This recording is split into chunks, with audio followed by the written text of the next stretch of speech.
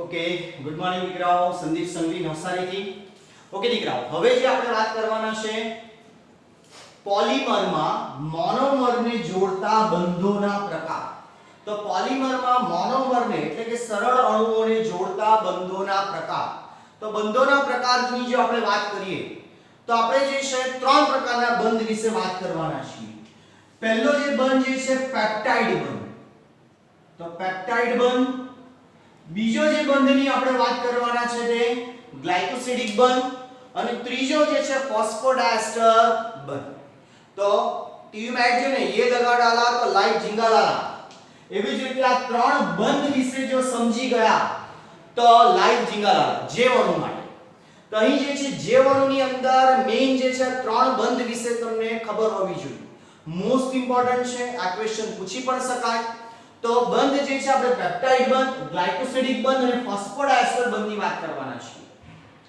તો પહેલા આપણે વાત કરીએ પ્રોટીનની અંદર મેં તમને અગાઉ કીધું છે પ્રોટીનનો પણ P તો પ્રોટીનનો પણ P અને પેપ્ટાઇડ બંધનો પણ P યાદ રાખવું હોય તો પ્રોટીનમાં કયો બંધ આવેલો હોય પેપ્ટાઇડ બંધ તો એ પેપ્ટાઇડ બંધનું નિર્માણ કેવી રીતે થાય તો અલગ અલગ એમિનો એસિડનો વિષમ પોલિમર એકબીજા સાથે પેપ્ટાઇડ બંધ દ્વારા જોડાય અને પ્રોટીનનું નિર્માણ કરે તો એ નિર્માણ કેવી રીતે થાય એ આપણે જોઈએ ધારો કે આ પ્રથમ એમિનો એસિડ નો જે છે વાત કરીએ તો કાર્બન એની સાથે જે છે અહીં આવશે NH2 ત્યારબાદ ઉપર ધારો કે R ક્રિયાશીલ સમૂહ છે નીચે H છે અહીં COOH છે તો આ પ્રથમ એમિનો એસિડ ત્યારબાદ હવે આપણે બીજા એમિનો એસિડની વાત કરીએ કાર્બન છે એની સાથે ફરી પાછો અહીંયા શું આવશે NH2 તો NH2 આ રીતે લખું છું તો R1 છે અહીંયા ધારો કે બીજો ક્રિયાશીલ સમૂહ R2 અહીંયા જે છે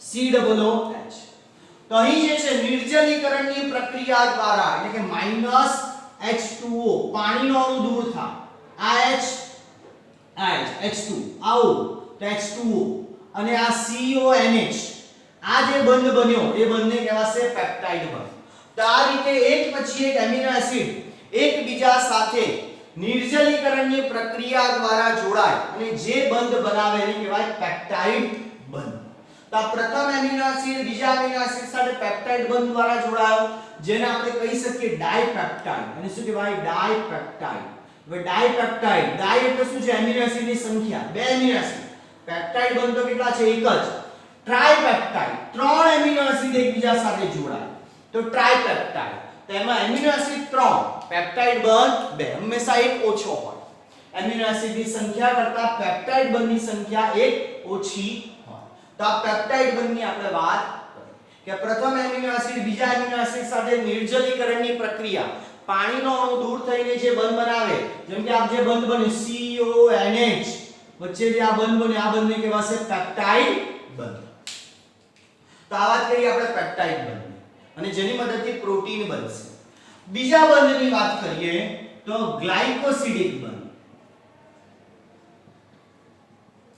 તો ગ્લાયકોસિડિક બંધ જે છે જે ગ્લાયકોસિડિક નો G અને તમને ખબર છે શર્કરા સૌથી સરળ શર્કરા કઈ ગ્લુકોઝ તો ગ્લુકોઝમાં પણ G છે અને એ પણ ગ્લાયકોસિડિક બંધ એટલે યાદ રાખજો તો કાર્બોદિત શર્કરાની અંદર ગ્લાયકોસિડિક બંધ આવેલો હોય આપણે જો ઉદાહરણ જોઈએ જેમ કે ગ્લુકોઝ અગાઉના વિડિયોમાં આપણે આ જોઈ ગયા છે બંધ કેવી રીતે બને અહીં પણ નિર્જલીકરણની પ્રક્રિયા દ્વારા ગ્લાયકોસિડિક બંધ બને જેમ કે ગ્લુકોઝ C6H12O6 એનું ચક્રીય બંધારણ એ અગાઉના વિડિયોમાં મેં શીખવેલું જ છે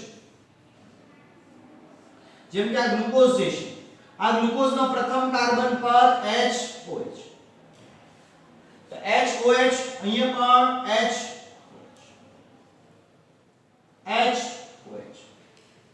OH HCH2OH જેમ કે આ ગ્લુકોઝ જે બીજા ગ્લુકોઝ સાથે જેમ કે આ બીજો ગ્લુકોઝ ડ્રોપ કર્યો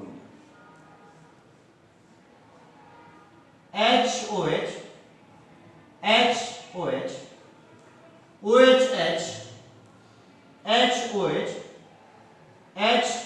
HCH2OH તો અહીંયા જે છે આ OH જે છે જેમ કે -H2 નિર્જલીકરણ IHH -H2 અને આવું આ જેવો જે છે એ વચ્ચે આવી જશે અને આ જે બંધ બન્યો એને કહેવાય ગ્લાયકોસિડિક બંધ. તો એક સરળ શર્કરા બીજી સરળ શર્કરા સાથે નિર્જલીકરણની પ્રક્રિયા દ્વારા જે બંધ બનાવે એને કહેવાય ગ્લાયકોસિડિક બંધ.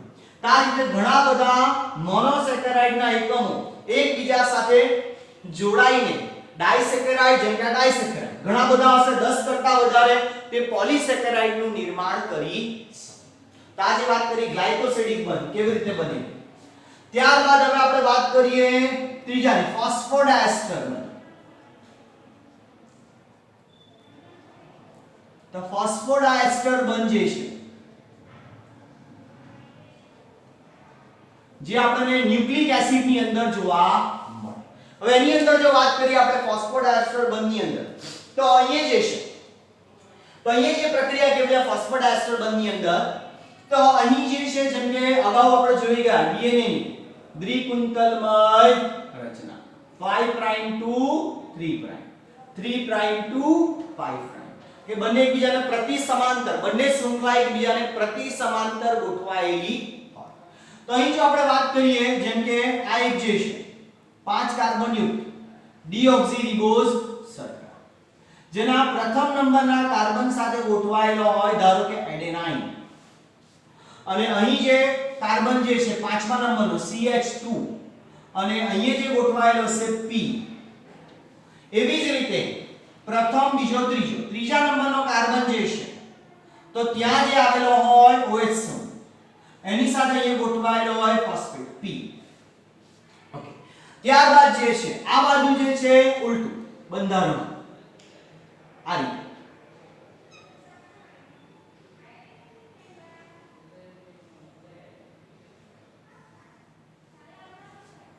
અને જેમ કે અહીંયા થાઇમીન અને એડેનાઇન એ થાઇમીન સાથે બે હાઇડ્રોજન બંધની મદદથી જોડાય. તે થાઇમીન અહીં પણ જે છે કાર્બનનો નંબર 1 2 3 આ ત્રીજા નંબરનો અહીંયા OH સમૂહ કેવો છે ફ્રી છે એટલે આ 3 પ્રાઇમ અહીંયા પાંચમા નંબરનો ફ્રી છે 5 પ્રાઇમ. ત્યારબાદ જે છે એનો જે છે આ જે છે પાંચમા નંબરનો કાર્બન CH2 અહીંયાથી જે છે ઓકે હા પાંચમા નંબર તો એના સાથે જે છે અહીંયા ફોસ્ફેટ જે જોડાયેલો હશે P. જેના નીચેના ન્યુક્લિયોટાઇડ સાથે જેમ કે આ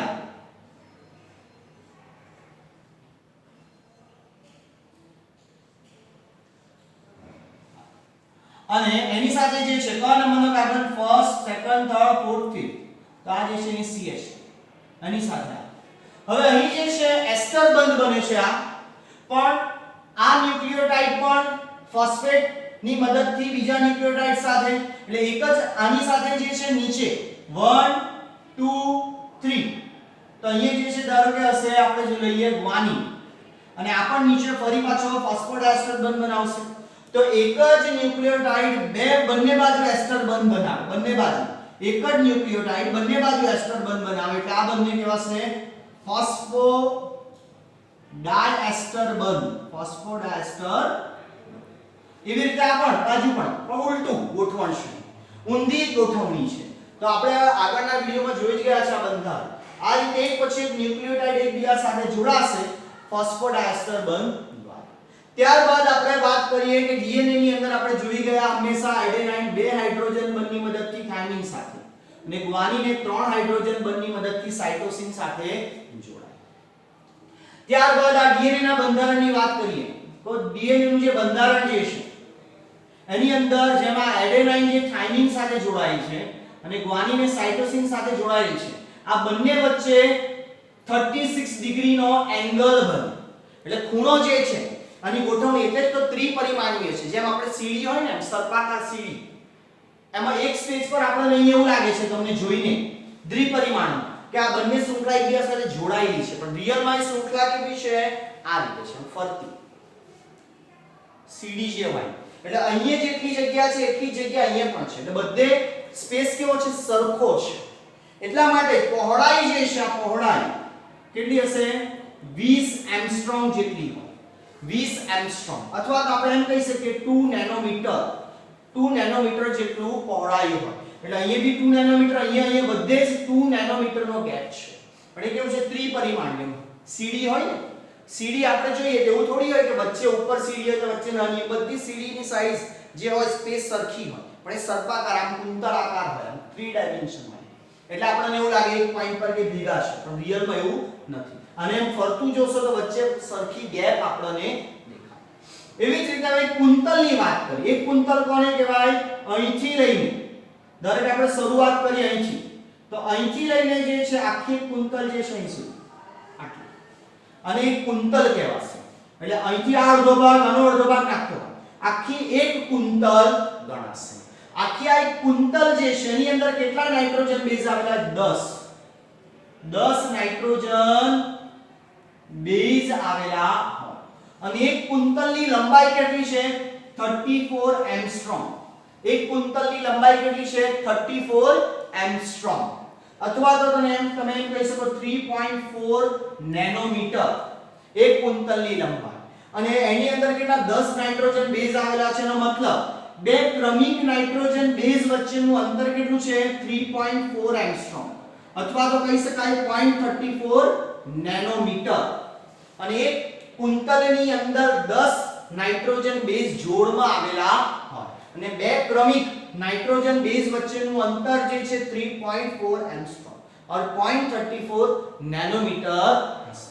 તો આજે આપણે વાત કરી ગયા બંધારણની 3 અલગ અલગ જે બંધ જે બને છે એ બંધની પણ આપણે વાત કરી ગયા. અને આ બંધારણ કોણે આપેલું? આગળ મેં કીધું છે વોટસન, ક્રિક અને વિલ્કિન્સ છે આ પ્રકારનું બંધારણ આપ્યું હતું.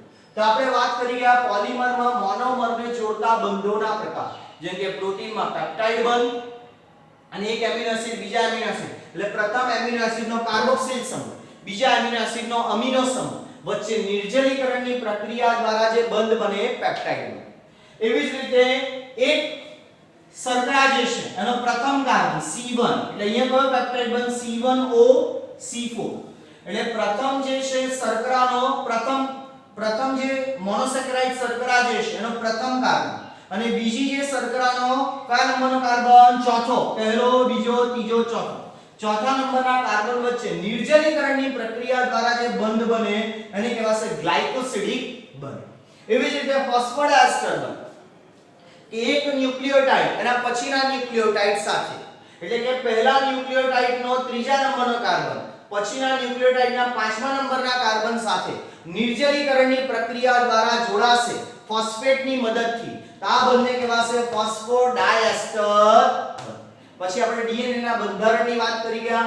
કુંતલની લંબાઈ કેટલી હોય? આ એક કુંતલ કહેવાય. આ અડધો આખો ને અડધો આખું એક કુંતલ કહેવાય. એક કુંતલમાં 10 નાઇટ્રોજન બેઝ આવેલા હોય.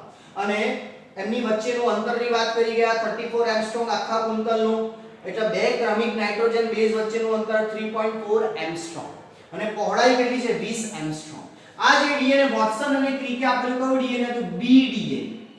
અત્યાર સુધી એક ડઝન કરતા વધારે ડીએનએ શોધાઈ ચૂક્યા છે અને એના નામ બી આવી રીતે છે. બી છે, ભાઈ ઝેડ ડીએનએ છે, એ ડીએનએ છે, એવી રીતે આલ્ફાબેટ પ્રમાણે નામ છે. ફરક શું છે બધા ડીએનએ માં? બધા ડીએનએ આવો જ છે, ખાલી ફરક શું હોય? જેમ કે આમાં એક કુંતલમાં કેટલા છે? 10 નાઇટ્રોજન બેઝ છે, તો બીજામાં એવું હોય કે કુંતલમાં 10 ની જગ્યાએ 9 અથવા તો 11 નાઇટ્રોજન બેઝ છે. પછી આ એંગલમાં થોડો ઘણો ફરક હોય, એના આધારે ડીએનએ ના અલગ અલગ પ્રકાર પડે. ઓકે દીકરાઓ, આજે આપણે વાત કરી ગયા પોલિમરમાં મોનોમરને જોડતા બંધના પ્રકાર. મોસ્ટ ઇમ્પોર્ટન્ટ પૂછાશે એટલું ઇમ્પોર્ટન્ટ આ છે. ઓકે દીકરાઓ, all the best, happy learning અને બરાબર તૈયારી કરવા માંડો.